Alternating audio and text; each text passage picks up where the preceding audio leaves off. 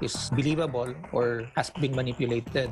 You have to ensure the integrity of the elections, that the elections will reflect the true will of voters. The COMELEC accredits citizens groups every election to help promote voter interest and assist in poll activities. Yan ang pinakamahalagang criteria. Non-partisan, walang kinikilingan. And then, titingnan natin kung meron silang kakayanan.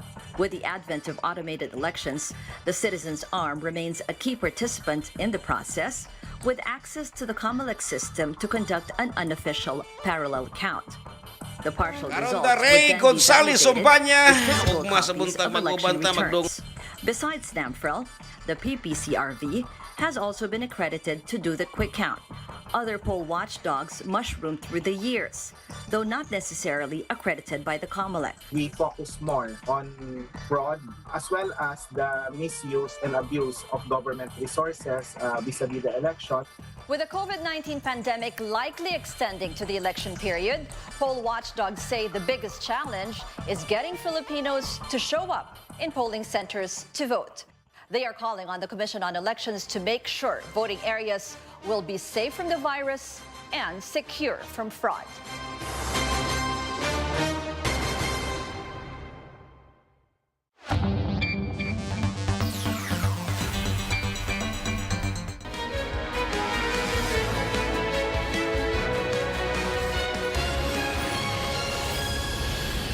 This is Newsnight, where we go above and beyond the headlines. I'm Pia Ontiveros. Tonight on the program, Metro Manila mayors unanimously vote it is time for the region to shift to the new normal scenario under Alert Level 1.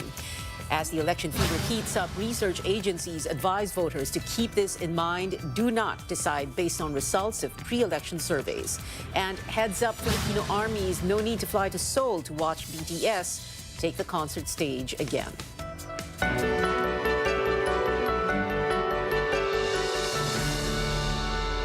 What remains to be seen if Metro Manila will shift to the lowest alert level for COVID-19 in March. But after discussing the possibility yesterday, all 17 local chief executives have come up with a common recommendation. Our AC Nichols has the details. Metro Manila mayors are one.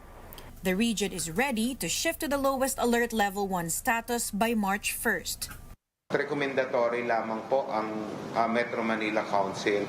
Pero traditionally po, sinusundan naman po or pinagbibigyan ng IATF ang kahilingan ng Metro Manila mayors. The mayors say they base their decision on declining COVID-19 cases. And there has been no spike in infections the past 2 weeks amid campaign activities.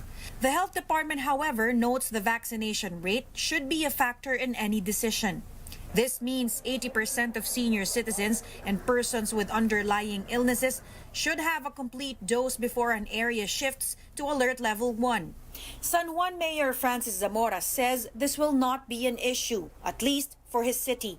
He notes that 100% of the target population for these groups have been fully vaccinated. That is why also we have been given by the DOH a certification that allows us an additional 20% operational capacity in terms of our businesses and activities. So in fact, here in San Juan, we have been operating in a de facto alert level 1 already. Manila Mayor Isko Moreno, meantime, says it's time for Filipinos to learn how to live with the virus. Ang aming oxygen level reserve ay mataas at ang aming mga doktor at nurse ay malusog so far, no? Ligtas sa kapahamakan. So we are ready. Under Alert Level 1, capacity restrictions for indoor and outdoor establishments are lifted. Public transportation will be allowed to operate at full capacity. With minimum health standards as the only requirement, authorities expect more businesses to open, and more people should be out and about wearing face masks.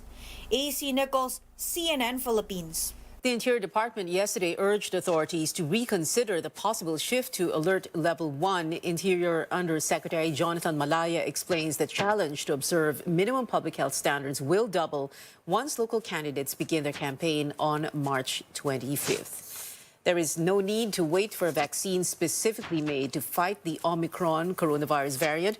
According to members of the vaccine experts panel, immunologist Dr. Martin Gies shared a recent study that shows a regular Moderna booster shot and an Omicron-specific Moderna vaccine have nearly the same antibody levels produced in monkeys. The antibody level from the primary doses of Moderna vaccines against the Omicron variant declines at the 6th week of getting fully vaccinated. A further significant decline was noted after 41 weeks. The antibody levels increased by tenfold after a third Moderna shot. It suggests here that you don't need to have an Omicron-specific vaccine just to be able to kill the Omicron variant. Okay na yung original Moderna vaccine lang yung gamitin mo kasi it's also already enough to provide you high antibody titers. And in fact, mas mataas pa siya ng konti kaysa dito sa binigyan mo ng Omicron-specific vaccine. Gies also says a separate study on monkeys showed the benefits of Moderna vaccines in reducing the viral load on infected patients. No virus was detected on vaccinated monkeys on the 8th day of the infection. But Gies clarifies these studies need further validation, including human trials. Meanwhile, infectious diseases specialist Dr. Jean Solante reminds the public COVID-19 cases could still rise again. That's why everyone who is eligible are encouraged to get boosted. Yung nakatanggap ng primary vaccine series, it's not enough protection. You need the booster. Now, if you want to transition to a lesser alert level and you want to be protected, that should be the current focus now, especially the vulnerable population. Another LRT station opens for COVID-19 vaccination. Commuters also lined up to get their shots at the Antipolo station of LRT2. Vaccination is available there every Wednesday and Friday, 8 a.m. to 5 p.m. Its Recto station is also open for inoculation every Tuesday and Thursday from 8 in the morning to 5 in the afternoon. Vaccinees are urged to pre-register online so screeners can provide them the appropriate vaccine brand. Registration sites are flashed on your screens. While vaccinations prevent severe to critical infection, a study from the United States reveals people with COVID-19 may be prone to long-term cardiovascular diseases.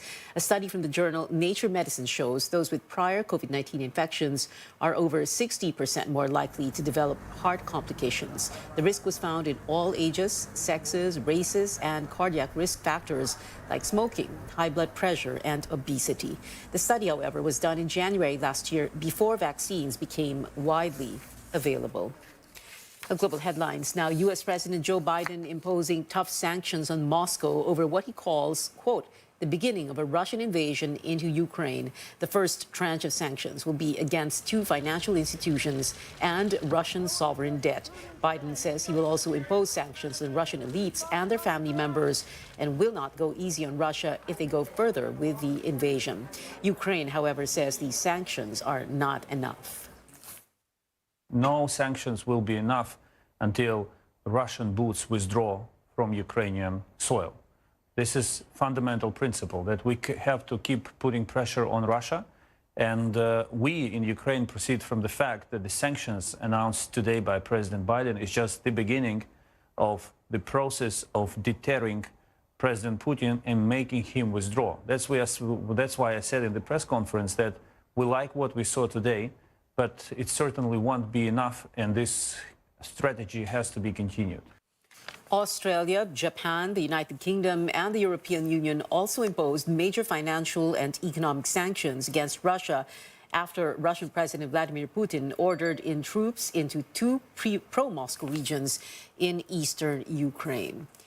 Now, with the looming war between Russia and Ukraine, the government ramps up efforts to bring home Filipino nationals from the Eastern European country. But as Tristan Odalo tells us, many of them still insist they want to stay in Ukraine for now.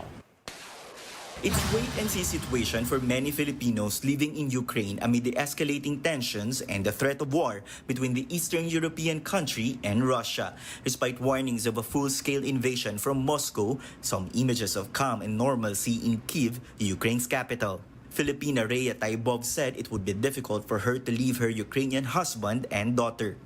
To be honest po, ano na rin po ako, parang feeling galit na rin.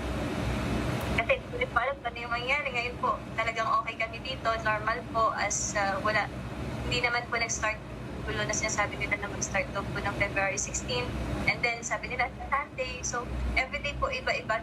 Rhea says most of her Filipino friends in Ukraine also want to stay for now despite the uncertainty of the situation. Hindi po sila uuwi unless mandatory evacuation or mandatory na daw po na ng embassy, na pauwiin po ng embassy.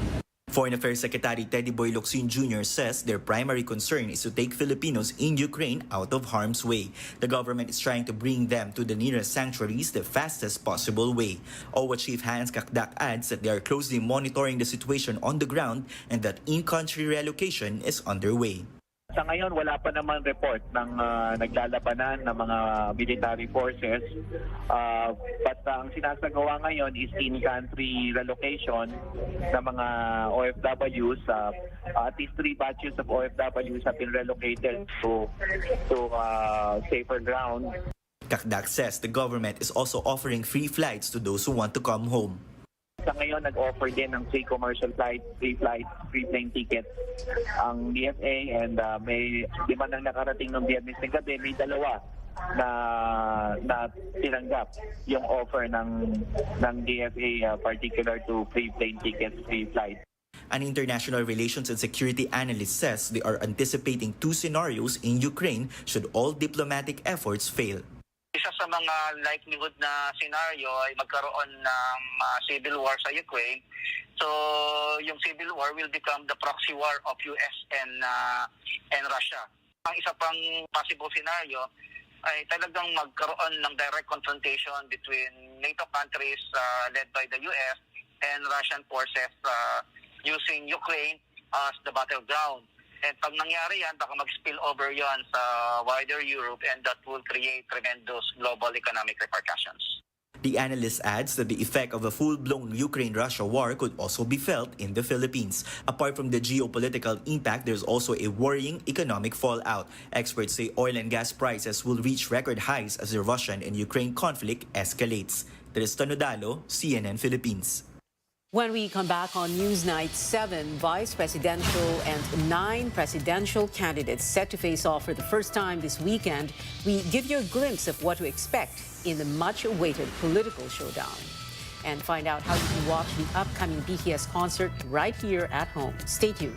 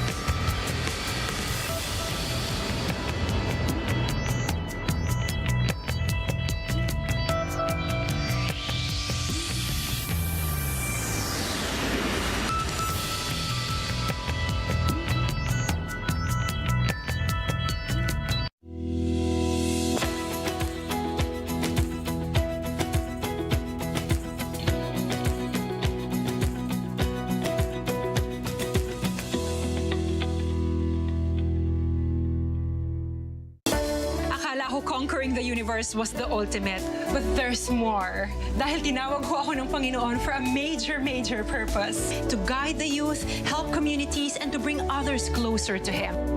Kaya I take care of my health through proper diet, exercise, and MX3 capsule. I am ready to serve. Kasi para sa Panginoon, hindi lang ako 4th runner-up. First place ako sa puso niya. Mahalagang paalala, ang MX3 capsule ay hindi gamot at hindi dapat gamiting panggamot sa anumang uri ng sakit.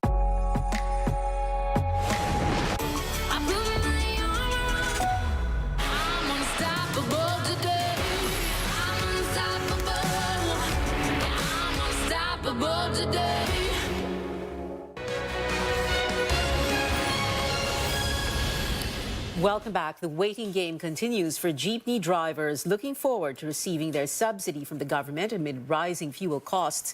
The Transportation Department says it is fast-tracking the rollout. Joining us now is Rex Remigio live from Mandaluyong City. Rex, did the DOTR give a definite date already? Well, none so far. What they're only telling us is that the Transportation Department is already coordinating with the Budget and Management Department regarding the release of the 2.5 billion peso fuel subsidies at the soonest possible time. This will come from DOTR's budget under the General Appropriations Act. Every jeepney driver can receive 6,500 pesos. Drivers of bus, UV Express, TNVS, or ride-hailing app vehicles, tricycle, and other types of public transport can get the financial aid as well. This means over 364,000 drivers will now benefit from the subsidies. That's from 136,000 last year. Kami po sa Kagawaran talagang nagmamadali na po kami implement ito dahil ramdam po namin ang hirap ng ating mga drivers at operators ngayon dahil lalo na pong tumataas ang presyong ng petroleum products at ayaw naman po natin magtaas din ng pamasahe sa puntong ito dahil nasa pandemya pa tayo at ayaw nating ipasa sa publiko yung gastos dito. Some lawmakers have been urging transport authorities to release the subsidies immediately. Local fuel prices have gone up for 8 weeks in a row this year, and it doesn't stop there. Industry sources say petroleum companies are expected to implement another round of oil price hike Tuesday next week. Dubai crude, the reference price for Asian market, has reached more than $91 per barrel. That's why transport groups are calling for a 1 to 2 peso fare increase. Transportation Assistant Secretary Steve Pastor, however, says it's up to the LTFRB to decide. He adds that lowering the COVID-19 alert level in Metro Manila should be considered, saying this would mean more passengers and more income for drivers. But for those down the chain, it's easier said than done. Back to you. Rex and Meet you there reporting.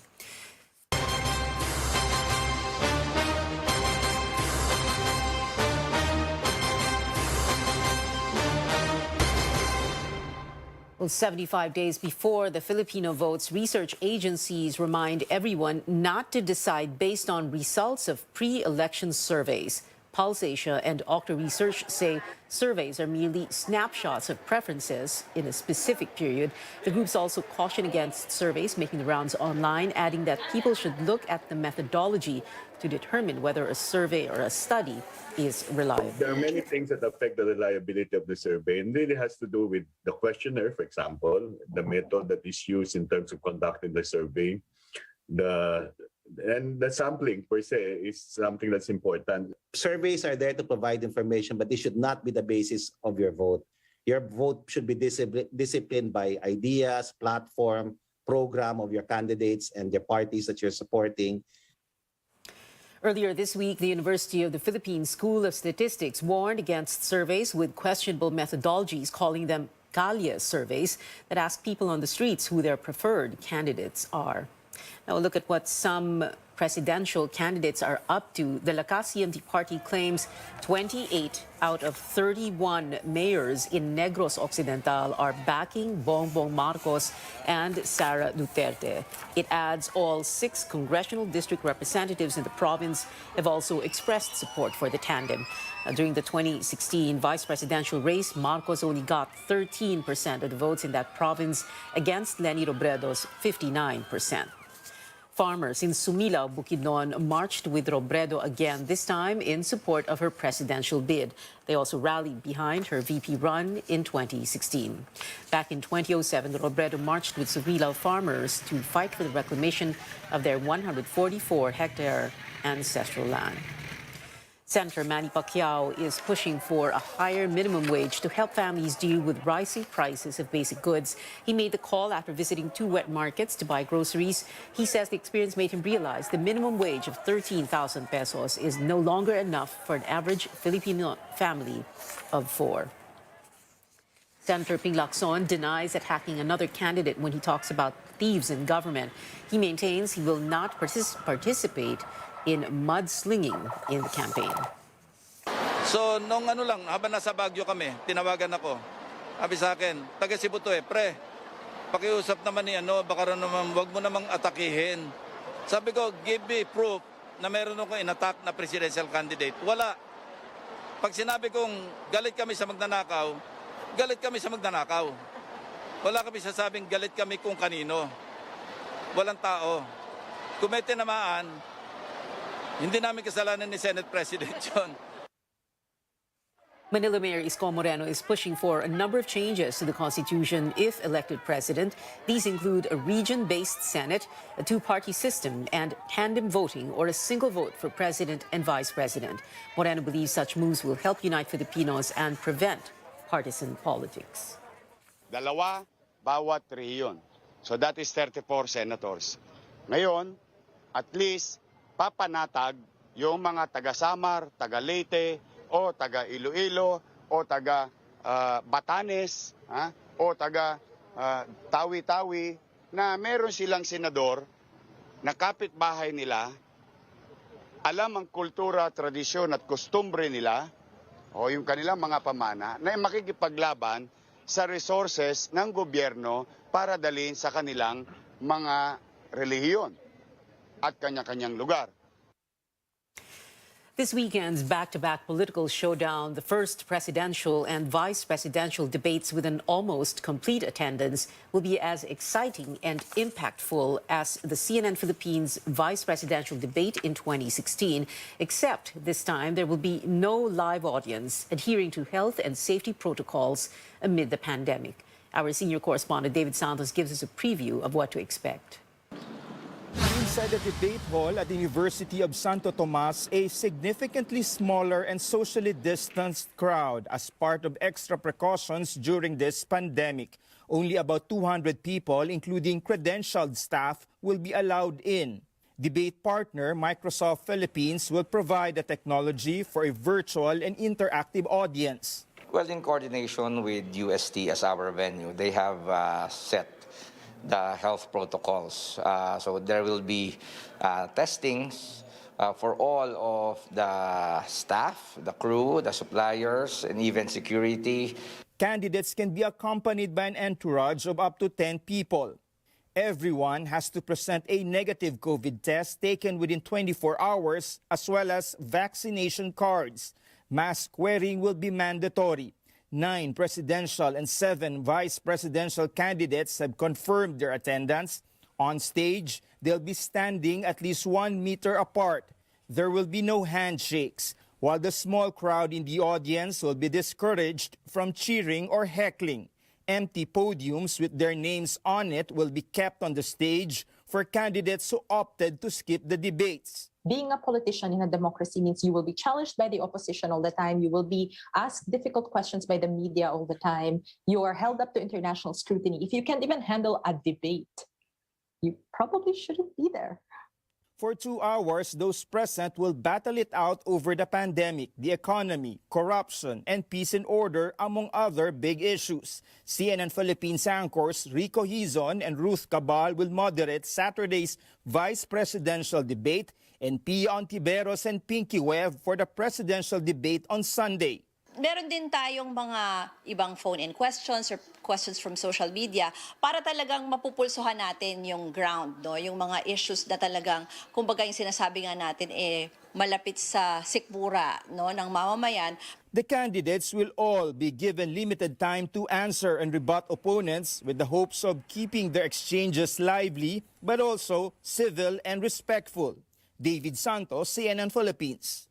Police are on hand to secure the UST campus this weekend. Manila Police District Director General Leo Francisco says more than 100 personnel will be deployed to enforce strict security checks starting noontime Saturday, February 26th. May mga team kami mag-inspect sa venue. May mag-inspect kami sa within the perimeter of the venues. Kailangan talagang prepared kami, kailangan namin masecure yung bawat isa, lalo na yung ating mga kandidato at yung mga taong pupunta doon. So andun pa rin yung pag-maintain ng minimum public health standard, andun pa rin yung pag-wear ng face mask at yung distancing. So yun yung mga titingnan natin sa araw na yun. Francisco says officials are studying if road closures will be implemented on a section of España Boulevard fronting the venue. He discourages supporters of candidates from staking out outside UST for safety reasons. Sa lahat ng supporters ng ating mga candidates for Vice President and President, bawal po talagang pumasok sa loob ng UST campus or UST area. Kaya nakikiusap po ang pamunuan ng Manila Police District na para maging maayos po ang lahat, mas magandang hintayin na lang natin sila. Live naman ito na mapapanood sa CNN. COMELEC has approved CNN Philippines' request for accreditation for its vice presidential and presidential debates this weekend. The approval came during the COMELEC's en banc session this afternoon. CNN Philippines has assured the poll body that it invited all candidates to the debates and complied with health protocols. The network will also submit all documents necessary for this accreditation.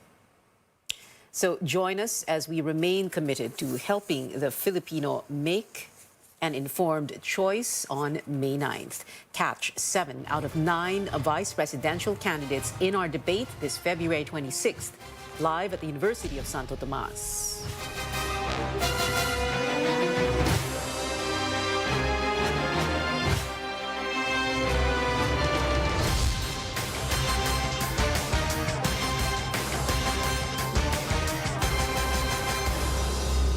Watch 9 out of 10 candidates face off at the presidential debate on February 27th, also at UST, only here on CNN Philippines.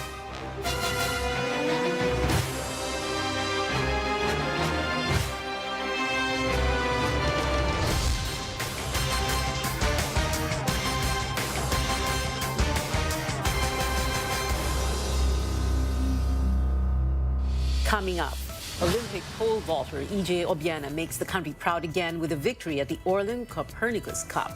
And listen up, BTS fans, prices and schedules for the K-pop group Seoul concert cinema showing have been released. Details after the break.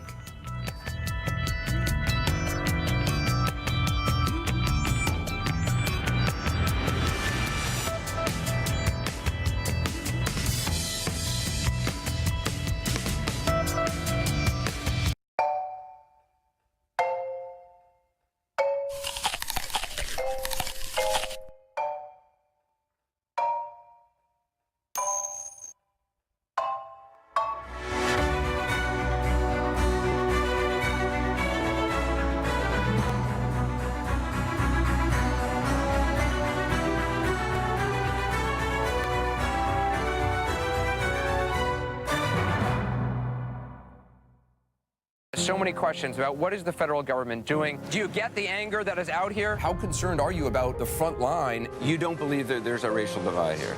Looking back, as president, did you tell the story of race in America enough, do you think? All the places I've been and all the things I've seen, all the people I've talked to, I carry with me. They're part of what I do right here, holding the powerful accountable, keeping them honest. AC 360, Tuesday through Saturday only on CNN.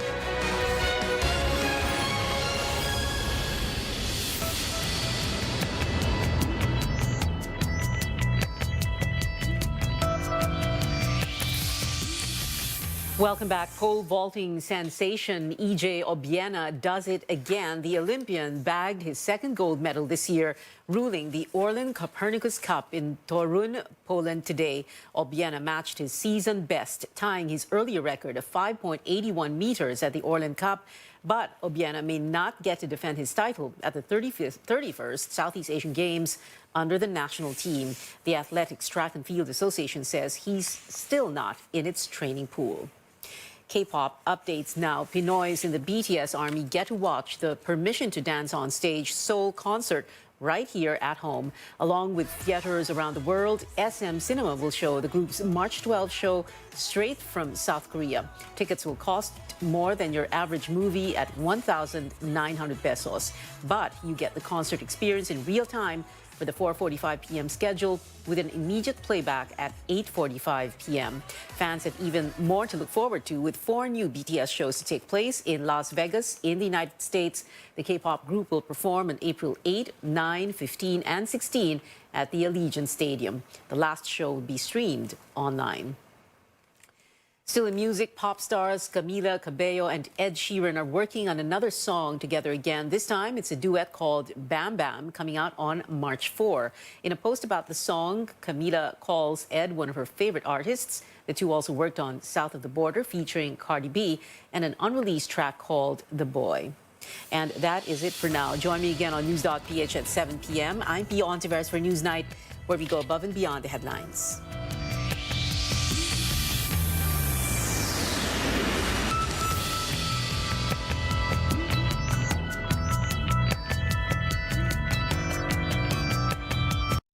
This program is brought to you by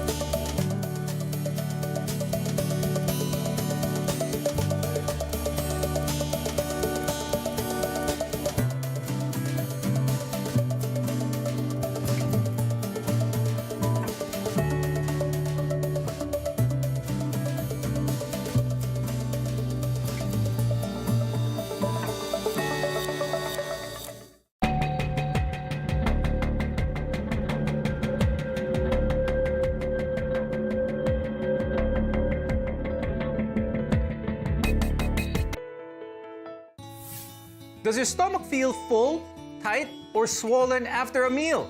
Chances are you're probably bloated. Bloating causes the belly to look larger than usual, and it may also feel tender or even painful. It has a lot to do with what you eat and how quickly you eat. On today's program, we'll talk about why and when bloating happens. We want to help you better understand the care you need and deserve. I'm Dr. Freddy Gomez, and you're watching MedTalk Health Talk on CNN Philippines.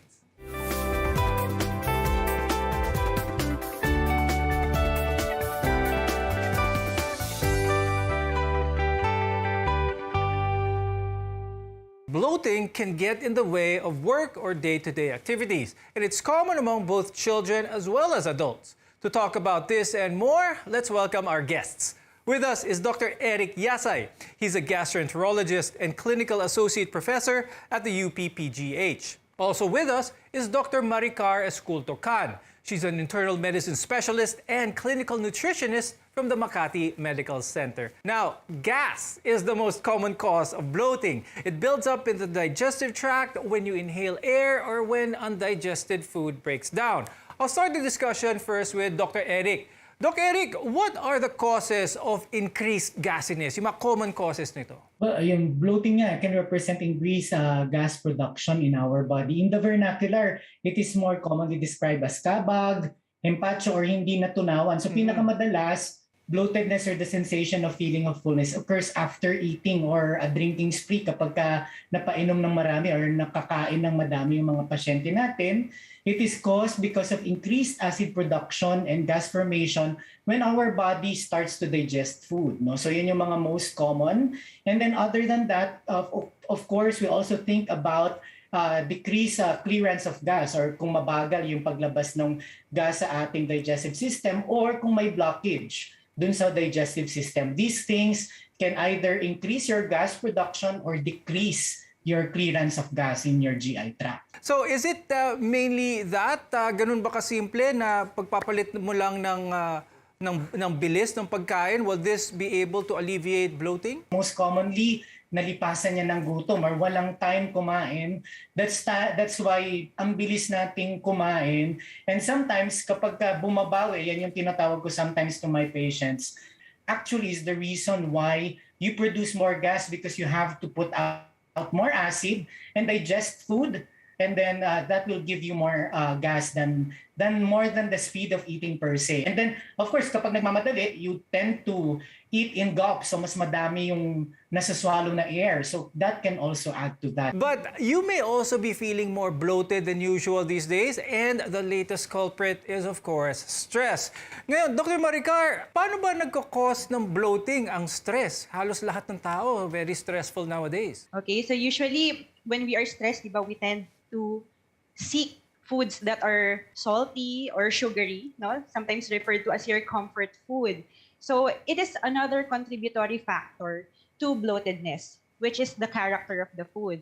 So if you will eat foods that are high in sugar and salt, but low in fiber, such as highly processed foods, because they can slow down the transit of the food in the GI tract. So also, when you eat these processed foods, you tend to drink carbonated sodas also, di ba, yung soft drinks, or some people, sparkling water. So these drinks are infused with carbon dioxide that can aggravate actually the bloatedness. But I'd like to talk about cigarettes naman and how this affects not just your stomach or bloatedness, but the entire body. Because when smoke is inhaled, it also enters the stomach and it goes through the blood system. The elements of the cigarette goes all the way around the body, and it can cause bloating. Now, my question is, Dr. Maricar, how do cigarettes affect someone's bloatedness? So perhaps I think it has something to do with the inhaled air that causes the bloatedness whenever a person smokes. Now, I'd like to talk to Dr. Eric. What other factors do Filipinos commonly do that can contribute to bloating? Well, madami tayong habits, no, as Filipinos. So we are very fond of buffets.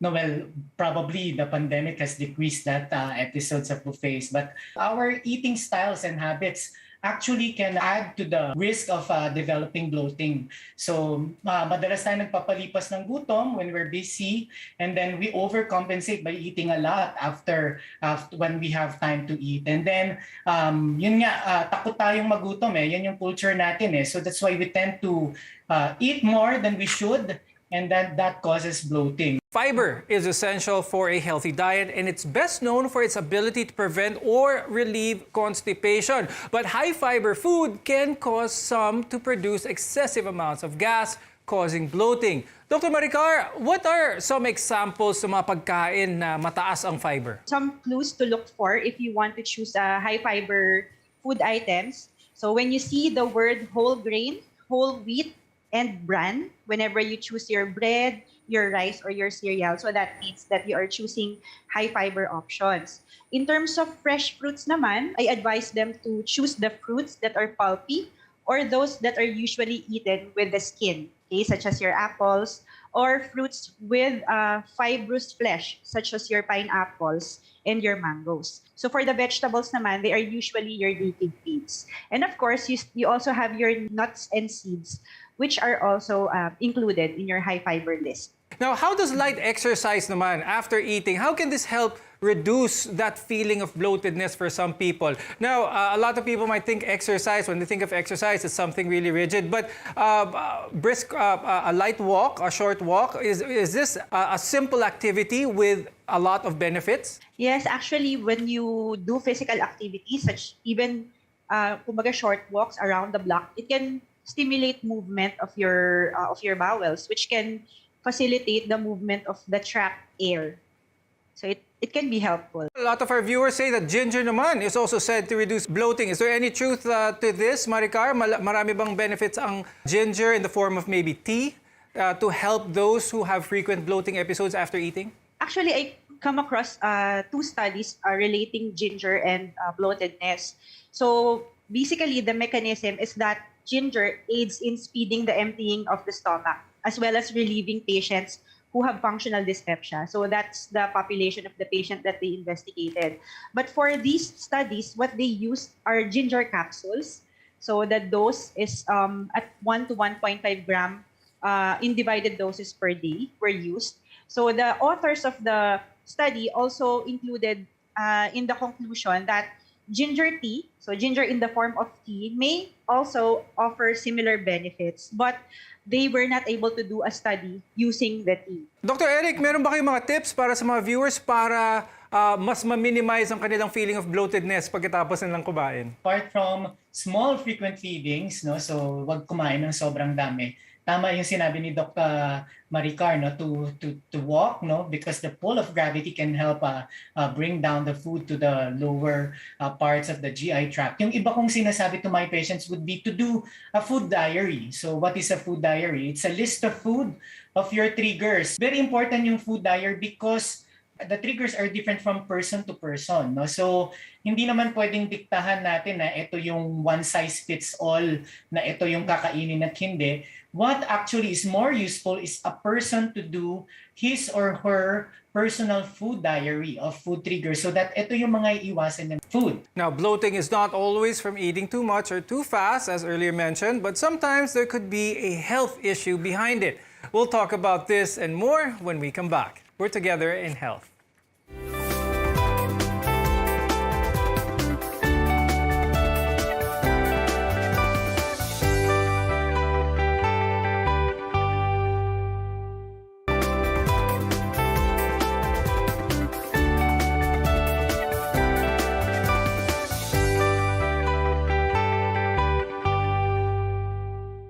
Bloating is usually normal, but it can also be something serious.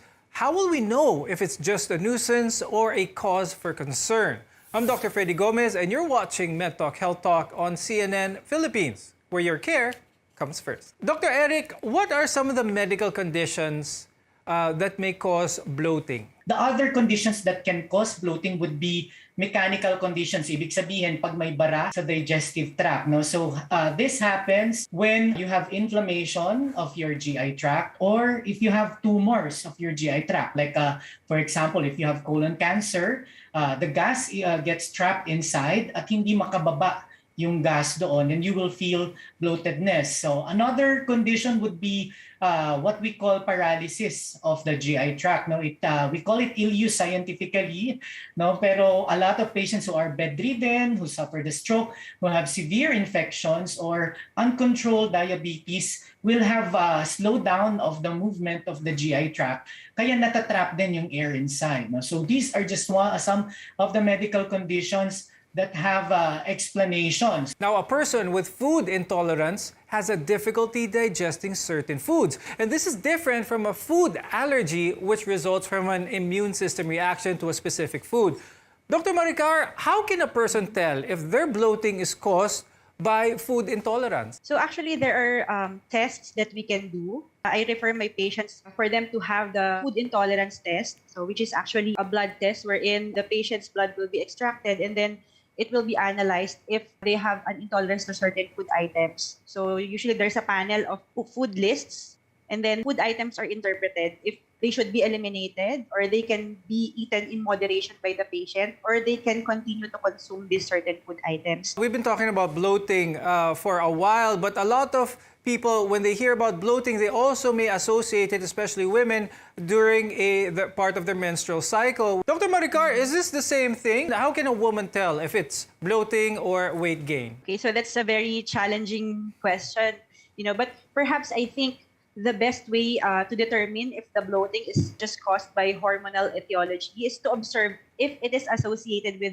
other symptoms of your premenopausal symptoms such as mood changes, any discomfort that you feel in the hypogastric area. Meron bang mga gamot na pwedeng regularly tinitake ng mga tao that may cause bloating? Yes, so madami talaga. So very common dyan would be your pain relievers. No? So syempre, of course, a lot of them would be over the counter and our patients will not know na these medications actually decrease the protections that we have against acid.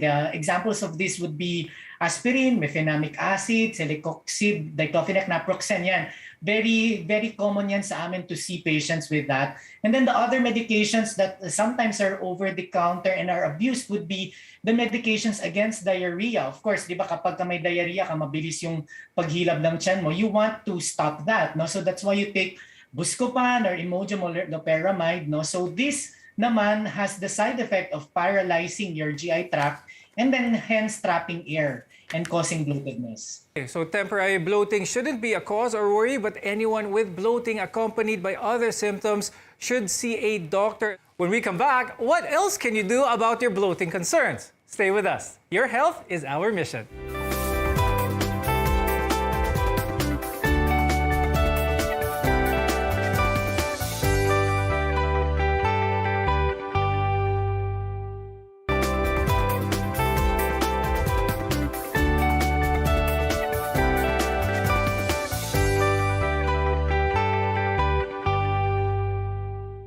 In most cases, the symptoms of bloating can be prevented by adopting a few healthy lifestyle changes. I'm Dr. Freddy Gomez, and this is MedTalk Health Talk on CNN Philippines. We're your connection to healthcare. Swallowing air can be one reason why you're bloating, and there are a number of things that you can also avoid. And one of those we've been talking about is carbonated drinks, for example. Dr. Maricar, we've been talking about carbonated drinks, bawal ito, high salt, high sugary foods. What else? What other common foods do Filipinos eat na nakakapag-contribute sa bloating? Actually, isa sa hindi namin na-mention kanina, yung chewing of gum. Usually, it also causes bloatedness because when you chew gum, you also swallow air. Eating in a rush. So, yon, kumbaga contributory din, which I think it was already mentioned na rin kanina. Okay. Now, when it comes to home remedies, Dr. Maricar, meron ba kayong masasuggest sa mga viewers for those who feel simple bloating for that matter? Is there something at home that they can do to relieve that sensation? Okay. So aside from the dietary factors which we have already discussed, so some experts may also recommend to do certain exercises, di ba? Even at home. Kasi even if we encourage the patient to walk, it's difficult with our current restrictions. Okay, so there are some experts who say that there are certain yoga poses that the person can do to facilitate the relaxation of the hips and lower back, to facilitate the release of the gas that build up in the colon. So there are also abdominal massages that can be done. So usually it is done in a circular clockwise motion, starting from the right anterior hip bone, going up across the rib cage, and then down to the left anterior hip bone and across the hypogastric area or the puson area. So you can do circular motions. But I would just like to remind that if you will do these exercises, at least give your stomach a time to empty. So that usually takes mga 2 to 3 hours. So if after that interval, you still feel uncomfortable and you still feel that there is trapped air in your tummy, so you can try to do these maneuvers at home. Okay, very good advice. First time I heard of those exercises. I'm going to try that next time I feel bloated. Now, Dr. Eric, the whole point of trying to relieve the symptoms of bloating is try to let the gas out, try to release that gas. But are there medications that you prescribe your patients who have a more difficult time, those with bloating sensations that last for more than 2 to 3 hours? We first try to analyze what causes the bloating. So if it's hyperacidity, we give antacids, or end acid suppressants. So if there's a motility problem, ibig sabihin hindi gumagalaw talaga yung bituka, we can give prokinetics. So some of this would be, our viewers will be more familiar with Plasil, like metoclopramide and domperidone, or Motilium. So these are just some of the medications that can make your GI tract move. Others would be yung mga antispasm naman. This would be, of course, relying on a diagnosis. So it's very important na before you self-medicate, you try to analyze first kung ano talaga yung nararamdaman, especially if you have alarm symptoms na bumabara yung bituka. Dr. Maricar, before we go, do you have any advice for our viewers with regards to the proper diet or what kind of diet para ma-minimize naman ang bloating? We usually recommend talaga an individualized diet approach. Okay, so we emphasize that there is no one-size-fits-all diet. We can give you the general recommendations as we have mentioned earlier. But if you want a more tailor-fit or customized diet, so you can keep a food diary and then you can consult a registered nutritionist dietitian. You can show them the food diary so that they can prepare a good diet plan that is appropriate based on your condition. And Dr. Eric, any parting words or advice for our viewers when it comes to minimizing bloatedness? Well, ako, siguro probably aside from stopping smoking would be your food habits. So be aware that we want small frequent feedings. Don't skip your meals. Yan naman yung usual advice. And then of course, when you develop alarm symptoms, seek consult right away. and we're glad you could have joined us here on Med Talk Health Talk. Thank you, gastroenterologist Dr. Eric Yasay and clinical nutritionist Dr. Maricar Esculto-Can. Bloating is rarely a symptom of something serious. For most people, the remedy is simple. Control portion sizes, eat less fats, and eat slow enough, as well as stop smoking. I'm Dr. Freddy Gomez, and this is Med Talk Health Talk on CNN Philippines. We're here to help build a healthier future for you.